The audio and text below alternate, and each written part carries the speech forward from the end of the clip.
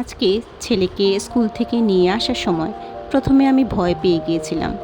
স্কুলে fire engine আর police, কিন্তু আসল কারণটা জানার পর ভালোই লেগেছিল।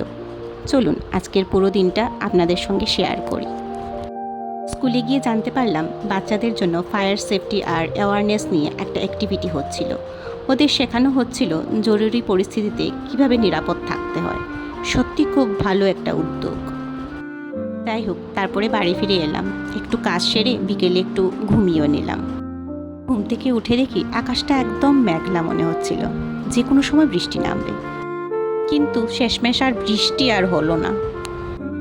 ঠিক তখনই হাজব্যান্ড অফিস থেকে ফিরে বলল, চলো আজই শপিংটা সেরে আসি। কিছুদিন পর বাড়িতে গেস্ট আসবে, তাই ওদের জন্য একটু টুকটাক কেনাকাটা করলাম।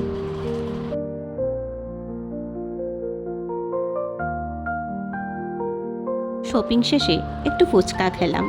তারপর আমাদের খুব পছন্দের একটা দোকান থেকে এক কাপ গরম চা। ওদের চা সত্যিই দারুণ ছিল। বাড়ি ফিরে দেখি একটা পার্সেলও চলে এসেছে। এই যে পার্সেলটা।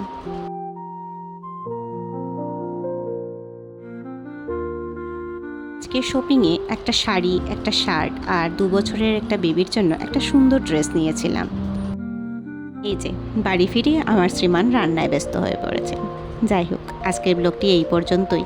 ভিডিওটা ভালো লেগে থাকলে একটা লাইক করে দেবেন, কমেন্ট করে জানাবেন আপনাদের সবচেয়ে ভালো লাগার মুহূর্তটা কোনটা, আর সাবস্ক্রাইব করে চ্যানেলটার পাশে থাকবেন।